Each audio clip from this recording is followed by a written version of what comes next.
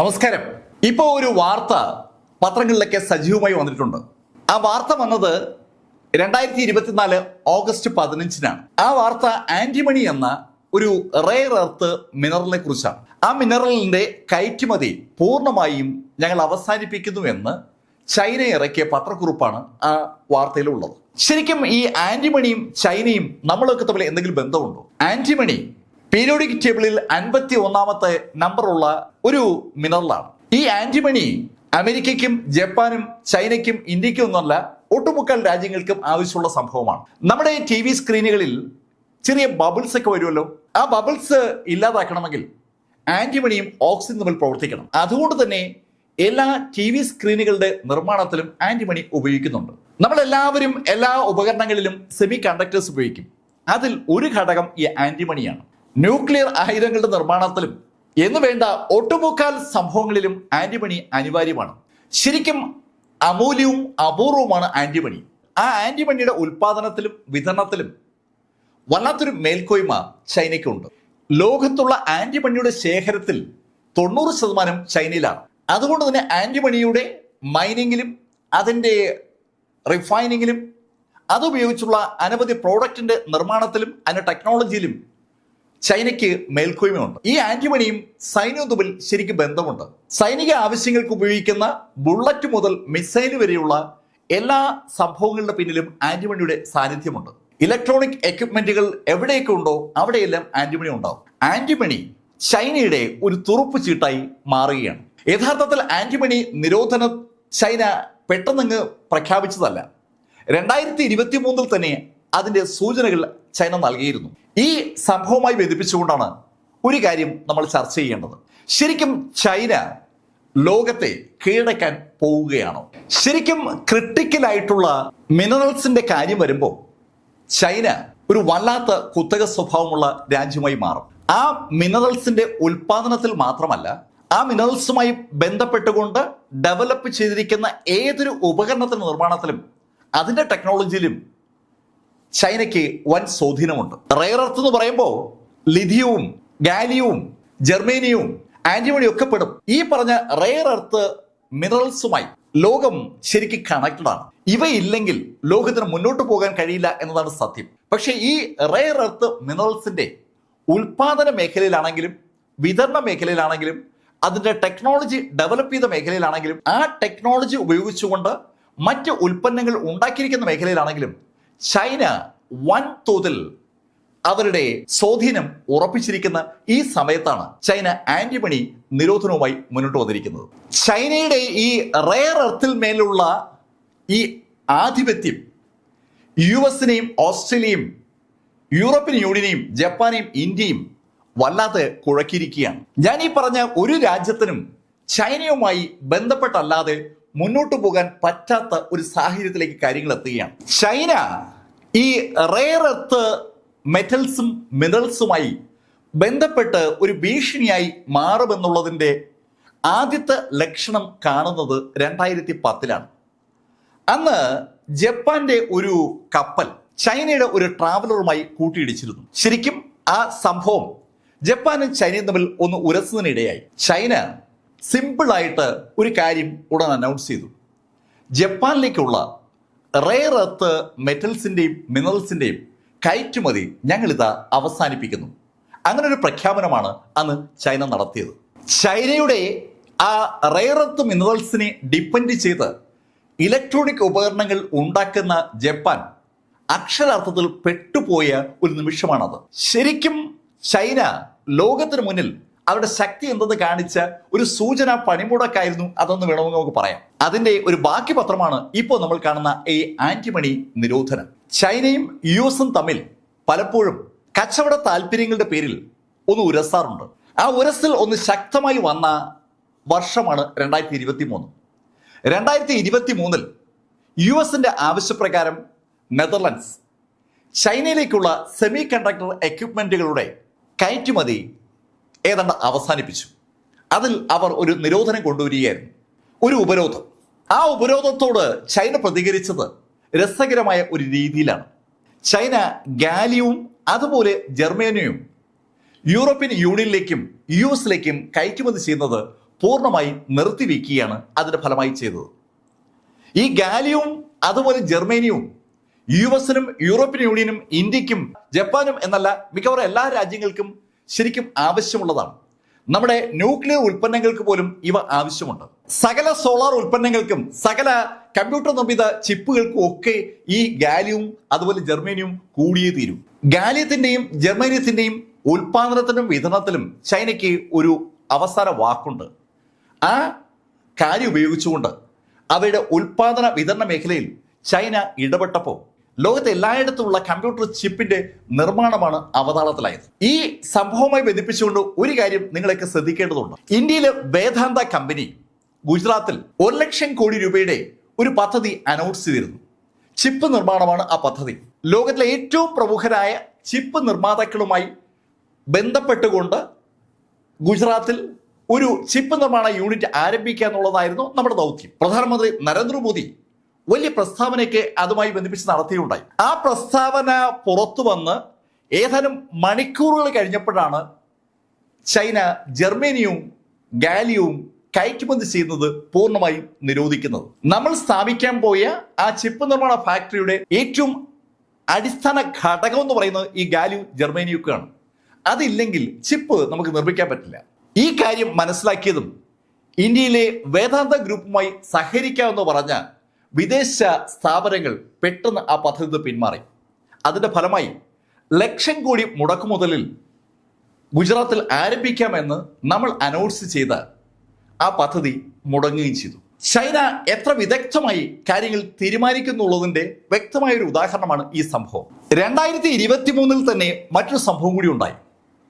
America advanced semi കണ്ടക്ടേഴ്സും അതുപോലെ ആ semi conductors ഉണ്ടാക്കുന്ന ഉപകരണങ്ങളും കയറ്റുമതി ചെയ്യുന്നതും അവയ്ക്ക് ആവശ്യമായ ടെക്നോളജിയും സാങ്കേതിക സംവിധാനങ്ങളും കൈമാറുന്നതും നിരോധിക്കുന്ന ഒരു ബില്ല് പാസ്സാക്കിയിരുന്നു. US-ന്റെ ആ നിരോധനം നിലവിൽ വന്നതും ചൈന തിരിച്ചടിച്ചത് ഹൈ ക്വാളിറ്റിയുള്ള സിന്തറ്റിക് ഗ്രാഫൈറ്റിന്റെ എക്സ്പോർട്ട് നിരോധിച്ചുകൊണ്ടാണ്. ശരിക്കും ആ ഹൈ ക്വാളിറ്റി സിന്തറ്റിക് ഗ്രാഫൈറ്റ് ഉണ്ടെങ്കിൽ മാത്രമേ നമുക്ക് പല കാര്യങ്ങളും ചെയ്യാൻ പറ്റൂ.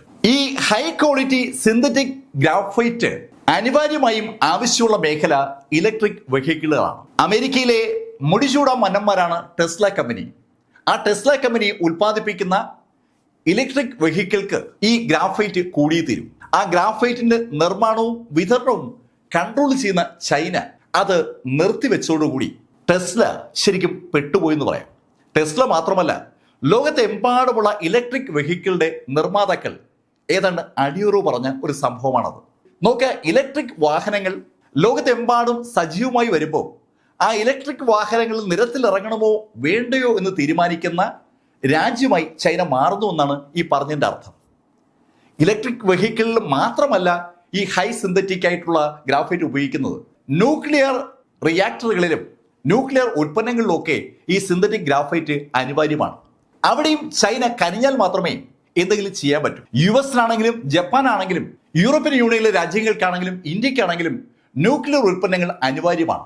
വൈദ്യുത ഉൽപാദന മേഖലയിൽ മാത്രമല്ല, ആയുധ നിർമ്മാണ മേഖലയിലും ന്യൂക്ലിയർ ശക്തി അനിവാര്യമാണ്. അത് സബ്മറൈൻ്റെ കേസിലാണെങ്കിലും വൻ കപ്പലുകളുടെ കേസിലാണെങ്കിലും ആണവ നിലയങ്ങളുടെ കേസിലാണെങ്കിലും അങ്ങനെ തന്നെ അവിടെയെല്ലാം ഈ ഹൈ സിന്തറ്റിക് ഗ്രാഫൈറ്റ് അനിവാര്യമാണ്. അവയുടെ ഉൽപാദന വിതരണ മേഖലയിൽ തൻ്റെതായ സ്വാധീനം ചെലുത്തുന്ന ചൈനയ്ക്ക് ശരിക്കും ഇന്ത്യയും US-നെയും യൂറോപ്പിനെയും വരച്ച വരയിൽ നിർത്താൻ പറ്റുമെന്നാണ് ആ പറയുന്നതിൻ്റെ അർത്ഥം. ശരിക്കും ചൈന ഈ റെയർ എർത്ത് മിനറൽസിനെയും അതുമായി ബന്ധിപ്പിച്ച പ്രോസസ്സിങ്ങിനെയും ഒരു ആയുധമാക്കി എടുക്കുകയാണ്.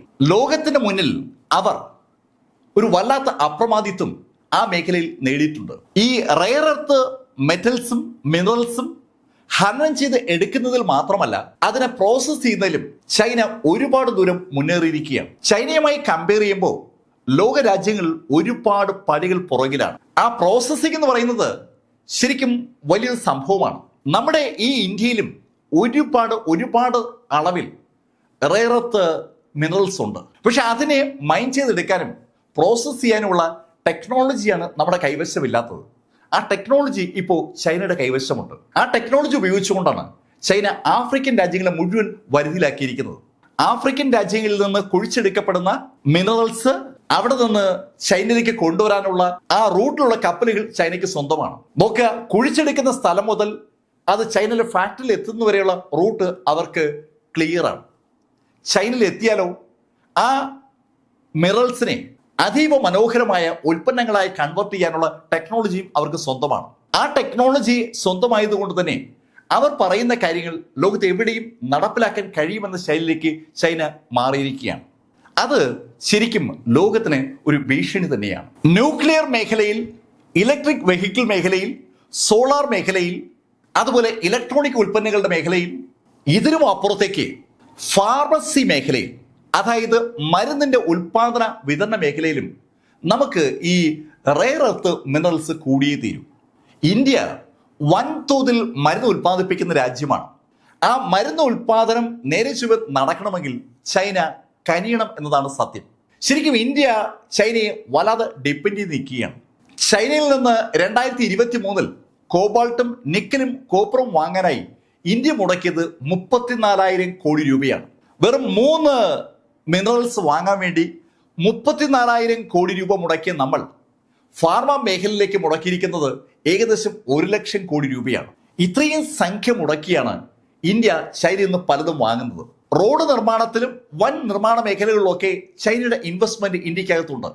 ഇന്ത്യയിലുള്ള മിക്കവാറും എല്ലാ മൊബൈൽ നിർമ്മാതാക്കളും ചൈനയുമായി കണക്റ്റഡാണ് എന്നതാണ് സത്യം. തെക്കൻ അമേരിക്കൻ രാജ്യങ്ങളായ അർജന്റീനയും ബൊളീവിയയും അതുപോലെ ചിലിയും ലിഥിയം ട്രയാങ്കിൾ എന്നാണ് അറിയപ്പെടുക. അവിടെ ലിഥിയത്തിന്റെ വൻ ശേഖരമുണ്ട്. നമുക്കറിയാം, എല്ലാ മൊബൈൽ ഫോണുകളിലും അതുപോലെ ഇലക്ട്രിക് വെഹിക്കിളിലും ഒക്കെ ലിഥിയം ബാറ്ററി ഉപയോഗിക്കുന്ന കാര്യം. ലിഥിയം ഈ ലോകത്തിന്റെ മുന്നോട്ടുള്ള പോക്കിൽ ശരിക്കും അത്യന്താപേക്ഷിതമായ ഒരു ഘടകമാണ്. ആ ലിഥിയത്തിന്റെ ഉൽപാദന വിതരണ മേഖലയിൽ ആ 3 രാജ്യങ്ങളുമായി ചൈന ഒരു കരാർ ഒപ്പിട്ടിട്ടുണ്ട്. ലോകത്തെ മറ്റ് രാജ്യങ്ങൾ ഇക്കാര്യം ശ്രദ്ധിക്കാതിരിക്കുമ്പോൾ 10 കൊല്ലങ്ങൾക്ക് മുമ്പ് ചൈനയിലെ ഒരു കമ്പനി ഈ 3 രാജ്യങ്ങളുമായി ഒരു ടൈപ്പ് ഉണ്ടാക്കി തുടങ്ങിയ അവിടുത്തെ മൈനിങ് ഇപ്പോൾ ചൈനയിലെ ഒരുപാട് കമ്പനികളുടെ ഒരു സാന്നിധ്യം കൊണ്ട് ശ്രദ്ധേയമാണ്. ചൈനീസ് കമ്പനികൾ മാത്രമാണ് അർജന്റീനയിലും ചിലിയിലും ബൊളീവിയയിലും ഇപ്പോൾ ഉള്ളതെന്ന് വേണമെങ്കിൽ പറയാം. ആ കമ്പനികളാണ് അവിടുത്തെ മുഴുവൻ മൈനിങ് നടത്തുന്നത്. ആ മൈൻ ചെയ്യപ്പെട്ട് കിട്ടുന്ന സാധനങ്ങളുടെ പ്രോസസ്സിങ്ങും അതുമായി ബന്ധിപ്പിച്ച അനുബന്ധ സംവിധാനങ്ങളൊക്കെയും പൂർണ്ണമായും ചൈനീസ് നിയന്ത്രണത്തിലാണെന്ന് പറയുമ്പോൾ ആ ലിഥിയം ട്രയാങ്കിൾ ചൈനയാണ് കൺട്രോൾ ചെയ്യുന്നതാണ്. ലിഥിയം ട്രയാങ്കിൾ ചൈന കൺട്രോൾ ചെയ്യുന്നത് പറയുമ്പോൾ അതുമായി ബന്ധപ്പെട്ട എല്ലാ സംവിധാനങ്ങളുടെയും അവസാന വാക്ക് ചൈനയുടേത് ആയി മാറുന്നു എന്നുള്ള കാര്യം നമ്മൾ കാണാതിരിക്കരുത്. 2019 ഈ ലിഥിയം ട്രയാങ്കിളിലുള്ള ആ 3 രാജ്യങ്ങളിലെയും ലിഥിയത്തിന്റെ ശേഖരത്തെക്കുറിച്ച് ഒരു കണക്കെടുപ്പ് നടന്നിരുന്നു. 15.8 മില്യൺ ടൺ ലിഥിയം ശേഖരം ഈ 3 രാജ്യങ്ങളിലൂടെ ഉണ്ടെന്നാണ് അന്ന് കണക്കെടുത്തത്. ഇന്ത്യയിലും ലിഥിയത്തിന്റെ ശേഖരമുണ്ട്. പക്ഷെ നമുക്ക് ആ ലിഥിയം വേർതിരിച്ചെടുക്കാനുള്ള ടെക്നോളജി ഇതുവരെയും സ്വായത്തമാക്കാൻ പറ്റിയിട്ടില്ല. ഇന്ത്യയിൽ യുറേനിയം ഖനനമുണ്ട്, അതുപോലെ സ്വർണ്ണ ഖനനമുണ്ട്, അതുപോലെ ആണവ ഇന്ധനമായ തോറിയത്തിന്റെയും പ്ലൂട്ടോണിയത്തിന്റെയൊക്കെ ഖനനങ്ങളുണ്ട്. പക്ഷെ നമ്മൾ ഖനനത്തിന് ഉപയോഗിക്കുന്ന ടെക്നോളജിയും ചൈന ഖനനത്തിന് ഉപയോഗിക്കുന്ന ടെക്നോളജിയും തമ്മിൽ ഒരുപാട് വ്യത്യാസമുണ്ട്. നമ്മൾ ഒരുപാട് സ്റ്റെപ്പ് പുറകിലാണ്. ചൈന ഈ റെയർ മിനറൽസിന് മുകളിൽ ഉണ്ടാക്കിയെടുത്തിരിക്കുന്ന ആധിപത്യം എങ്ങനെ ലോകത്തെ സ്വാധീനിക്കുന്നു എന്ന് പറയാൻ ഞാനൊരു എക്സാമ്പിൾ പറയാം. 2ാം ലോക മഹായുദ്ധത്തിന്റെ ഫലം നിശ്ചയിച്ചതിൽ ഒരു നിർണായക പങ്ക് അമേരിക്കയ്ക്കാണെന്ന് നമുക്ക് എല്ലാവർക്കും അറിയാം. അമേരിക്ക എങ്ങനെയാണ് ആ നിർണായക പങ്ക് നേടിയെന്ന് ചോദിച്ചാൽ അതിന്റെ ഉത്തരം ജപ്പാന് മുകളിൽ അമേരിക്ക നടത്തിയ ഒരു യുദ്ധമാണ്.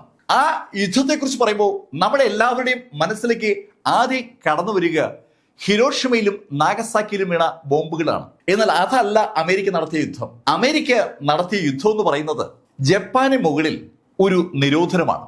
ആ നിരോധനം ഓയിൽ നിരോധനമാണ്. ജപ്പാന് അന്ന് യുദ്ധത്തിൽ മുന്നോട്ട് പോകണമെങ്കിലും അവരുടെ ജീവിതം മുന്നോട്ട് പോകണമെങ്കിലും എണ്ണ കൂടിയേ തീരുമായിരുന്നു. ആ എണ്ണയുടെ മുകളിലുള്ള നിരോധനമാണ് യഥാർത്ഥത്തിൽ ജപ്പാന്റെ തളർച്ചയ്ക്ക് ഇടയായത്. ജപ്പാന്റെ യുദ്ധവിമാനങ്ങൾ അമേരിക്കൻ യുദ്ധവിമാനങ്ങളെ നേരിടാൻ കഴിയാതെ പോയതിന് പിന്നിലും ആ നിരോധനമാണ് കാരണം.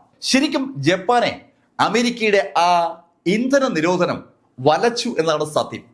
1940 അത് സംഭവിച്ചുവെങ്കിൽ ഇപ്പോൾ കാലം ഒരുപാട് മുന്നേറിയിരിക്കുമ്പോൾ ചൈനയ്ക്ക് ലോകത്തെ മുഴുവൻ വരച്ച വരയിൽ നിർത്താൻ ഈ മിനറൽസിന്റെ മുകളിലുള്ള ആധിപത്യം സഹായിക്കുമെന്നുള്ള കാര്യത്തിൽ ഒരു സംശയവും വേണ്ട.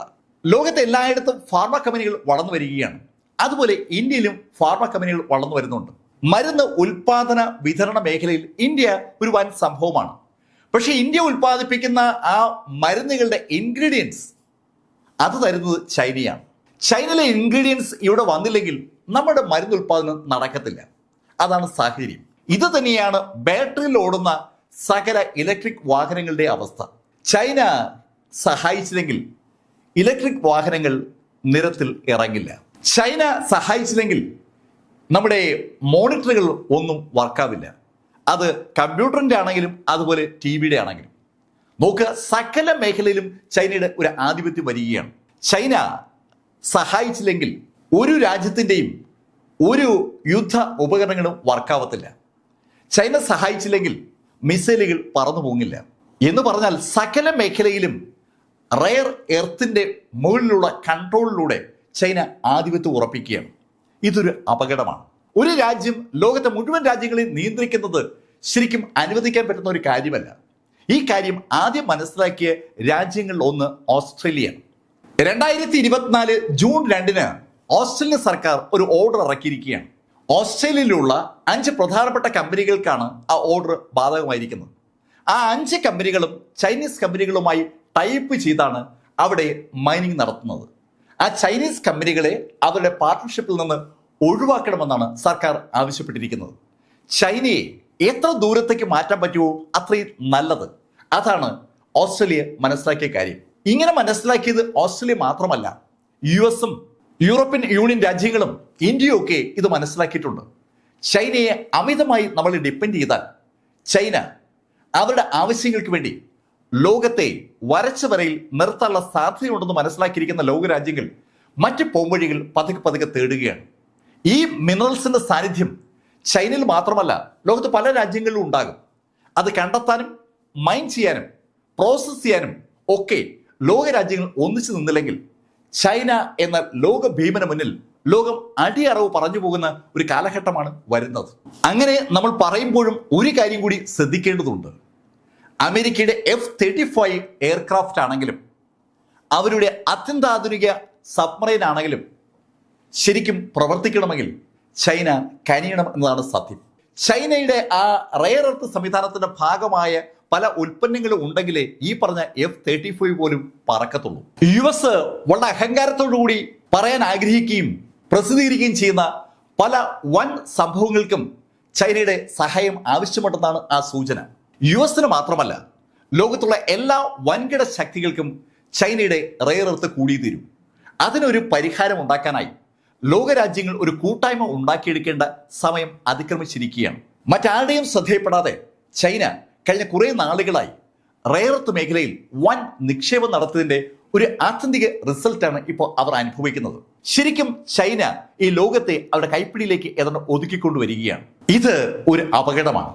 ആ അപകടത്തെ ലോകം ഏതാണ്ട് തിരിച്ചറിഞ്ഞു തുടങ്ങി എന്നതിന്റെ ലക്ഷണമാണ് ഈ 2024 ജൂൺ 2 ഓസ്ട്രേലിയ നടത്തിയ ആ നീക്കത്തിൽ നിന്ന് നമ്മൾ മനസ്സിലാക്കേണ്ടത്. ആ നീക്കം സ്വാഭാവികമായിട്ടും മറ്റു രാജ്യങ്ങളും നടത്തിയില്ലെങ്കിൽ അപകടം തൊട്ടു മുന്നിലെത്തുമ്പോഴേ നമ്മൾ അറിയത്തുള്ളൂ. ആ അപകടം അടുത്തെത്തുന്നതിന് മുമ്പ് നമ്മൾ നടപടികൾ എടുത്തു തുടങ്ങണമെന്ന് സൂചിപ്പിക്കാൻ വേണ്ടി കൂടിയാണ് ഈ വിഷയം നിങ്ങളുടെ മുന്നിൽ ഞാൻ അവതരിപ്പിച്ചത്. ചൈന ഒരു അപകടമാണ്. അത് തിരിച്ചറിയേണ്ടത് ശരിക്കും അനിവാര്യമാണ്. ഇപ്പോൾ നമ്മുടെ തൊട്ടടുത്തുള്ള ശ്രീലങ്കയിൽ ഭരണം മാറിയിരിക്കുകയാണ്. ചൈനയോട് താല്പര്യമുള്ള ഒരു വ്യക്തി അവിടെ പ്രസിഡന്റായി മാറിയിരിക്കുകയാണ്. അത് ഇന്ത്യക്ക് വൻ അപകടമാണ് ഉണ്ടാക്കാൻ പോകുന്നത്. ചൈന ഒരു രാജ്യത്തും വെറുതെ ഇൻവെസ്റ്റ്മെന്റ് നടത്തത്തില്ല. ശ്രീലങ്കയിൽ അവർ നടത്തിയിരിക്കുന്ന ഇൻവെസ്റ്റ്മെന്റിന് അവർക്ക് അവരുടേതായ താല്പര്യങ്ങളുണ്ട്. ചൈന ലോകത്ത് എല്ലായിടത്തും കണ്ണുവെക്കുന്നത് റെയർ എർത്തിലാണ്. റെയർ എർത്തിന്റെ മൂവ്മെന്റ്സ് ആണ് രണ്ടാമത്തെ അവരുടെ ലക്ഷ്യം.